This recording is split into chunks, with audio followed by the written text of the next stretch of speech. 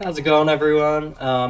Thank you so much for getting me to 1K on SoundCloud. I have had that as a goal for a long time now, and it's kind of surreal to actually have hit it. So yeah, this tune here is going to be the 1K freebie. It's taken a while to get up and get it uploaded, just because I wanted to do it properly through Spotify and that as well. But yeah, the tune will be out Friday the 27th, midnight, wherever you are in the world, or midnight Australian Eastern Standard Time on SoundCloud, a bit earlier. Um, yeah, so this tune basically, pretty basic, like standard sort of rhythm tune. So I wrote it a fair while ago, so this project's all a bit like, a lot of old techniques and that sort of stuff. But I will explain to you as I go um, how I would do things differently now if it comes up. So yeah, originally it was written as an experiment to try and like recreate some of like those really like rhythmy, high tech like spaz type basses. It still like kind of sounds like that, but I wouldn't call this a high tech ripoff at all. So I reckon it kind of took on a life of its own. Yeah, so basically this breakdown, I'll go over the whole project. I will show you how I made the basses, how I process the drums, and just the little synths and effects on that as well. So yeah, if you've got any questions, flick me a DM or whatever. And yeah, I'm going to jump into this right now. So the first thing that I'm going to go through is the basses. So pretty much they were all made from this one patch, really. So it sounds like this.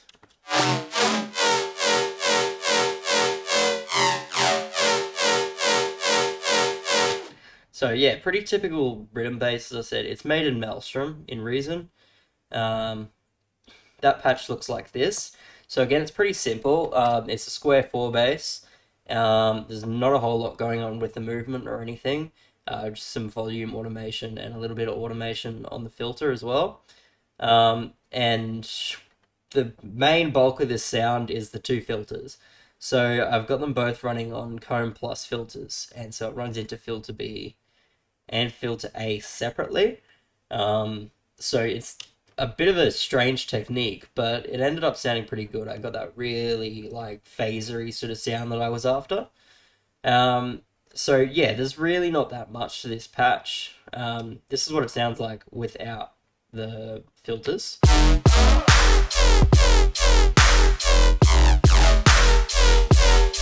you can hear the big difference that makes. It gives it a little bit more tail, a bit more tone. And the other thing that I'm doing is automating the frequency on one of these filters here. That just gives it a bit more movement. I also think I've got some automation on the index of the table there. So yeah, those are a few little things you can do to get more movement out of your sound. Again, I have different ways of doing that now because this is a fairly old patch. So I'd use this mod A section a little bit more to modulate the pitch, index, and the shift there, and just get some different tones out of the sound. But yeah, the processing on this one's pretty basic as well. It's got a basic Scream 4. Um, Something I've learned now that is super helpful with making these basses, always EQ before you run into distortion. So square 4 is a super like bass heavy sort of noise, so it can get really muddy if you're not like keeping an eye on those bass frequencies. So I like to usually EQ them out before I run into distortion now. But as I said, this is a pretty old patch, so none of that's going on. I've got a basic fat rack here, a bit of distortion, disperser, nothing special. Shaper box, this one's really cool. So I'm using this to get the little fills, just like this one. So that little part at the end there is all done in shaper box. So all that's going on here is a little automation towards the end, and it's essentially just twisting the audio. Um, I couldn't tell you exactly how it's done. You can use a similar thing in Ableton's delay, just by setting the feedback all the way down, delay the dry wet all the way up, and turn your sync over to time, and just automate those time knobs. You get a similar sort of effect. Um, Next, just putting the bass in mono. So I would have a new way of doing this. I like to use mid-side EQs now instead of using utility. A bit of clipping, not too much. I only clip a tiny little bit on everything. And then just some FabFilter EQ taking out some resonances. So yeah, and then pretty much from there, I've duplicated that bass a bunch of times, made a bunch of different variations, and that is how I came up with, I guess, the progression of the track. Yeah, so they're all pretty basic and very similar, so I'm not going to go over every single bass noise or anything. What I will go over next is sort of the group processing. So on just like the basic mid bass group, I've got everything grouped a couple times here. I group by like per drop for this song.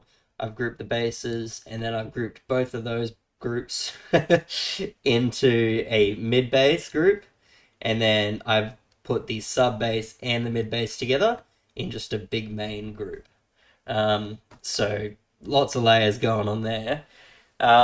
There's not too much going on the individual group bosses. So there's just sort of like some stereoizer and imager just to give it a little bit more wideness.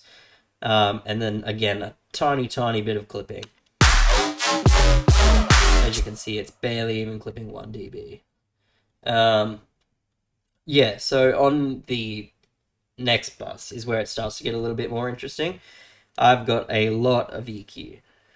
So yeah, I'm not going to explain exactly what all of these EQs are doing because it's kind of like a per sound basis thing.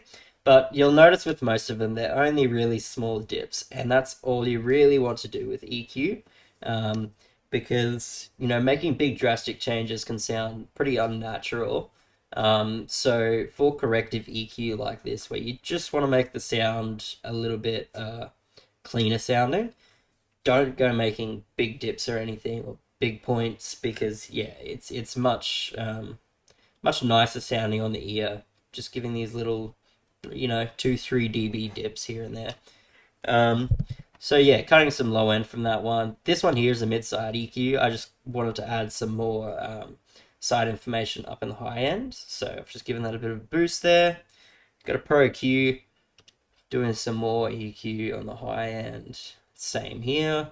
So pretty much all this is just taking out any nasty frequencies. So you'll notice I focus a lot on that sort of 3 to 5K area. That's pretty, like, to most humans, that's pretty piercing sort of section. So try not to have that too loud in any of the tracks, and you should be pretty good. I've got a multi-band compressor. This one's just giving the bass some life. So if I play it without versus with, so that just gives it a tiny bit more life. So that's just the standard multi-band compression preset in Ableton. And I've adjusted it a little bit just to sort of suit how I like the sound. So I would move these bands here, and also your outputs, just to try and get a sound that's a bit cleaner and a bit more full. Some more EQ, again, just boosting and dipping some frequencies, nothing special. And another clipper. This one, doing a little bit more work, clipping about 3 dB, but still not much. And from there, there's not too much going on. Nothing going on with that image there. And this track spacer here is a cool plugin. So I've got this one essentially sidechaining the basses to the clap, just so the clap has a bit more clarity. So the way this works is, yeah, you route it through to your sidechain, so in this case the clap, and it can take out the individual frequencies that clap is producing in the bass noise. So if I play both, you'll see within the band that I've chosen, it's, yeah, just taking out that frequency range there. It just helps the clap sit a little bit nicer, come through a bit louder. That's a handy little plugin, yeah. Right, so yeah, that's it for like the main mid bass group. So yeah, next I've got the whole bass group. So this includes the sub, um, pretty basic sort of sub. It's got the shaper box on it again. Pretty much all this preset is doing is cutting out all of the mid frequencies. So if you have a look at this bass on an EQ,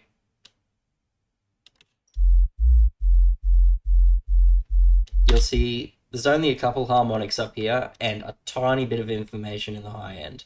There is absolutely nothing in the middle. That's how you get a really clean sub bass. And yeah, that tiny bit of high end can just add like that little bit of crispiness and help your sub sound a bit louder on like smaller systems as well, like iPhone speakers and whatnot. So that's a good little tip. But yeah, not much clipping going on there. None at all, actually. I don't like to clip my sub basses too much. You'll see if I start clipping the bass, watch the EQ there. If I start clipping it, it introduces a lot more upper harmonics, and yeah, that can muddy up your mix a lot. It really defeats the purpose of, like I said, taking away that mid range.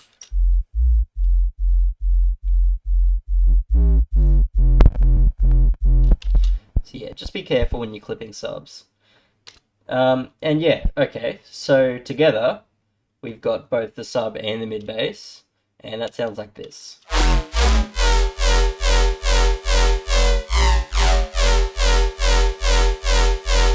And there's a bit more processing going on this bus here.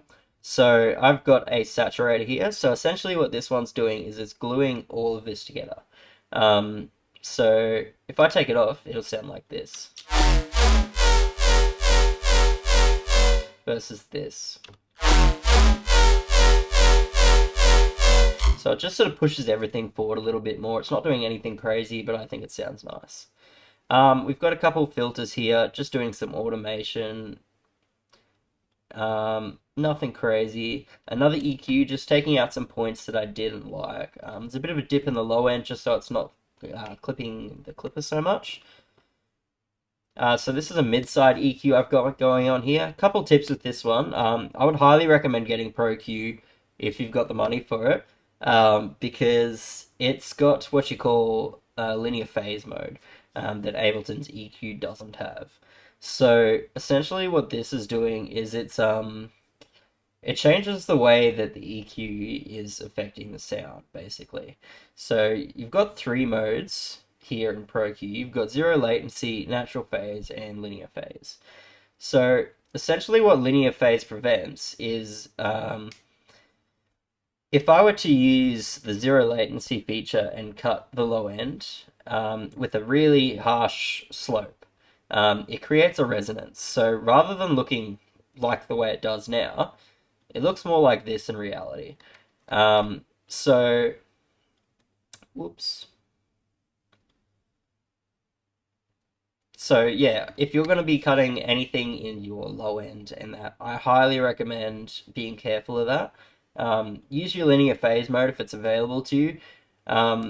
If you want to read a bit more about it, just hover over it and the little help button will come up and it explains all of it. It's a pretty interesting read. There's a lot of detail in it. So I won't go too closely into it, but yeah, it's definitely something to keep an eye on because it can make a very noticeable difference to your tracks if you're not careful. Yeah, so all this one's doing is cutting some of the sides out of the low end and just making that mono. So really nothing crazy going on there, but it's a good trick to know. Alright. This one here is just ducking some high end, nothing special. Got another clipper. Again, this one's doing a couple dB of clipping. Again, really not that much going on. And then another track spacer sidechain to that clap. So that's it for the basses, really. It's a pretty simple sort of track with the basses. So I'll move on to the drums now. So they sound like this.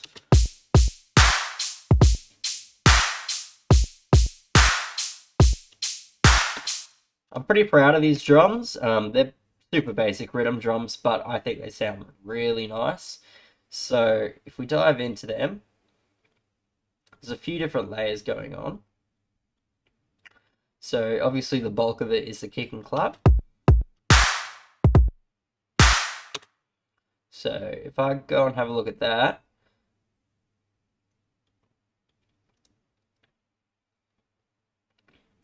so right here, I'm using a Sakura clap. This guy makes awesome drums. If you're into rhythm, all of his packs are free. Definitely go cop them. They're all up on his SoundCloud. So yeah, pretty basic with the kick. Nothing really going on. I've got a bit of processing here, but it's not doing too much. Um, One thing that I will point out with this kick, like I said, bit of an older project, so this is something that I would avoid now. But I've cut the kick off here without giving it a fade like this. Sorry about that. Um, so yeah, the kick in actuality looks like that, and I've just cut it off there. So what this can do is it can create little clicks and that you don't want at the end of the kick. So just be careful if you're ever doing something like that. I'll give it a play and just give it a listen, see if you can hear the clicks. You might not be able to probably through all of the video recording compression, YouTube compression and that, but I can definitely hear a tiny bit.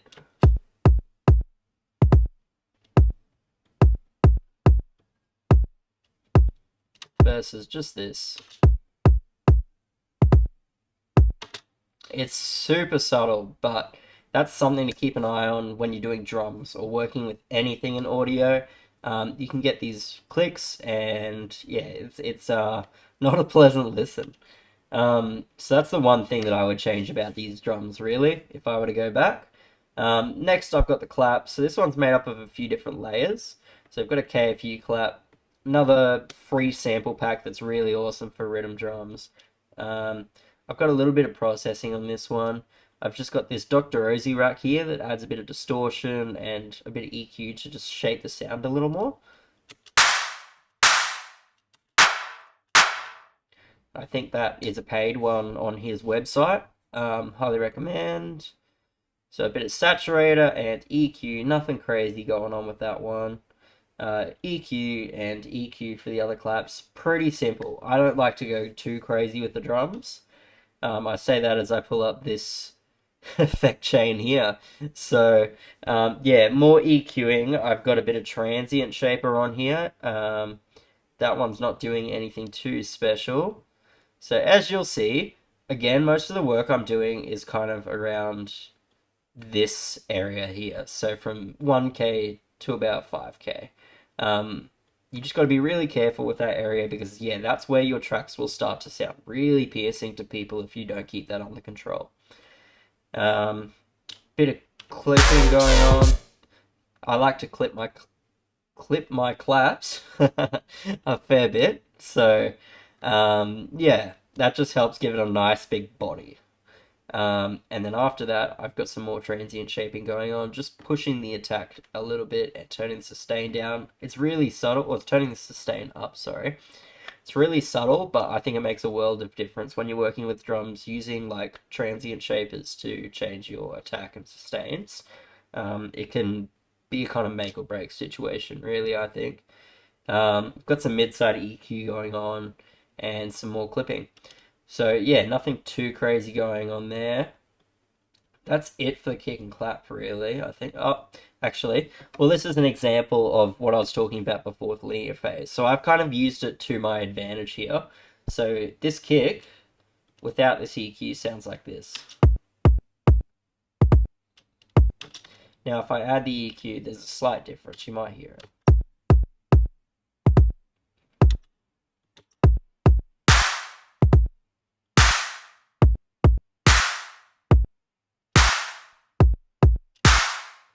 If you can hear that, I'm not sure if you will through all the compression and that, like I said before. With the EQ on, it sounds a lot tighter and it also has a bit of a nicer boom to it. So again, like I said, what's happening there is because I've put such a harsh cut in the low range, it's looking more like this. and with that resonance, it kind of elongates the tail of the kick. Um, and well, obviously, yeah, it creates that peak there as well. So it's just giving it a bit of a bump in the low end. Really weird way of doing it, but I must have done it on accident and thought it sounded good, so I left it there. But yeah, if you're accidentally doing that where you don't want an elongated kick, that could cause problems for you. But it worked pretty well for me here, so yeah, that's linear phase for you. Um, right, and pretty much all there is left to the drums is the hats. So nothing crazy going on with these, just some EQ. Um, I just chose a few different hat layers to really fill the sound out. It's really subtle, but they're all there for a purpose. As you should always have. Anything in your song should have a purpose. Um, yeah, so EQ and all that sort of stuff. This one I've got a vocoder on it. I just wanted a slightly different timbre from this sound. So if you are looking for a way to spice your hats up, it's an interesting way to do it. Chuck your noise vocoder on, and yeah, just play with the release. You can also play with the range and all your bands and that. I just thought that sounded nice in the context of the song. Yeah, that's about it for the drop drums. For the intro, I've just got a basic hat.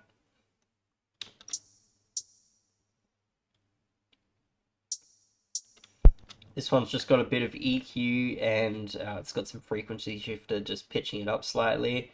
Reverb and all that, nothing crazy. This one here is a bit of fun. So this is a cool tip if you've got a reason rack or anything like that. So this is just a clap. Without all the processing, it sounds like this. So this one, the processing makes a big difference on. So again, it's all pretty basic stuff. There's really not much going on other than this reason rack. So what I've got here is a preset called Dub Slappy Spring. And this is the Spaz like Subfiltronic Turn It Out clap preset. So it has that nice delay on it. So if you're looking for like riddim sounds, that's like the go-to clap sound. You chuck that on pretty much any clap, and yeah, it'll give you that sound. You don't even have to change much in the preset. I think I've changed a few things here, just to tighten it up a little bit. You can change like the length and all that sort of thing. But yeah, that's it for the drums. On my main bus, I've got a glue compressor. This is just tightening the sound up a bit. I've got a fab filter doing some more mid-side. This one I have forgotten to set to linear phase, so that will be interesting, but well, it's not too obvious. And then to top it all off, I've got a clipper, which we won't hear kick in until the drop pretty much. So I'm clipping these drums a fair bit. I like to clip my drums together at the end of the chain, because I don't clip my masters too much, so it's just nice to have that really loud sound. So that's it for the drums. So all we've got left are the effects and a couple of synths. So with my effects, I usually would have a few more on the drop. I've just got this one vocal sample here, but yeah, for this one we've gone pretty minimal. So in the intro, got some basic effects. Just got a couple atmospheres, an impact, a little vocal sample, and this Nexus patch. Just doing some weird atmosphere stuff. So yeah, there's not too much going on there, obviously. Just pick nice samples. It really helps to put these things in the background of your track. It gives it a lot more life, makes it sound more full and a lot less dry.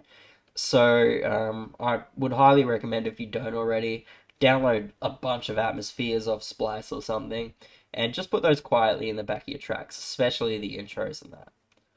Yeah, so there's really not much going on there. Those that all have EQ and, basic processing on them, bit of reverb and delay, but that's it. We've got a little lead pluck thing here. So that one was just a Neonix preset that I slightly tweaked, and then I've also added a bit of basic processing on it. Towards the end of this, we've got it pitching up with a frequency shifter.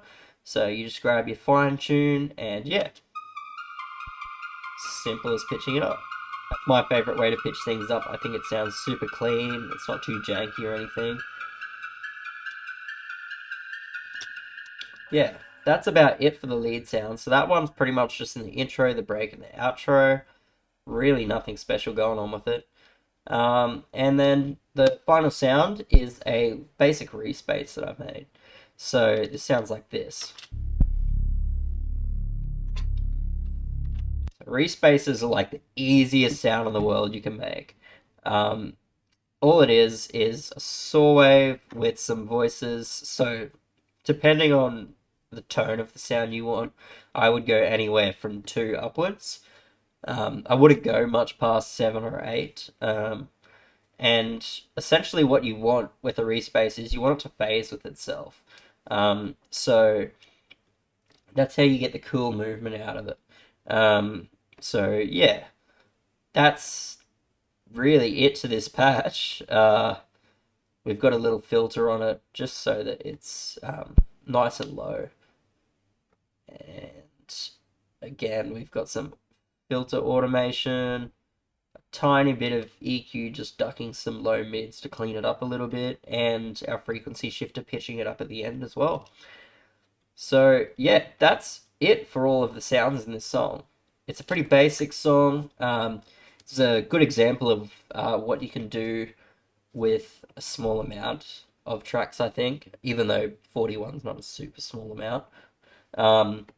So yeah, the final thing that I'm going to go over is just what I have on my master channel, because I think this is the best I've ever had my master channel, these preset or these plugins.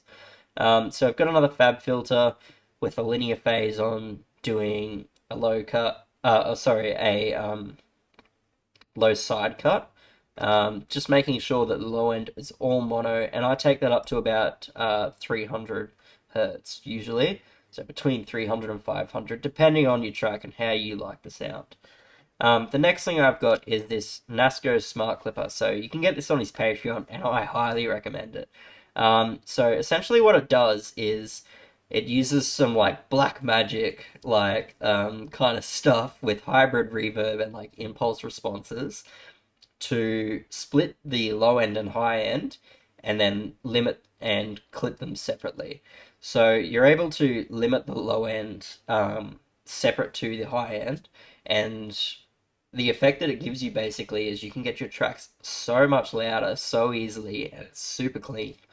I couldn't explain to you exactly how it works. Like I said, just jump on Nasco's Patreon, and yeah, you'll find an explanation and download and all that for it.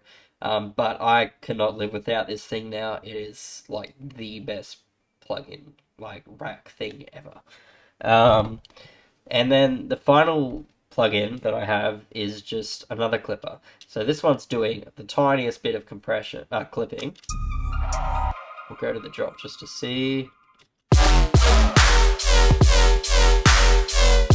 So again, still under 2 dB, but we're hitting about -4 laughs.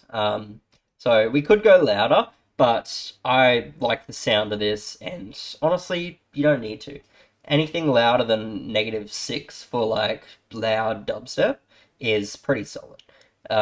So unless you want that particular aesthetic of like super clipped and distorted, anything between 4 and 6 is totally fine.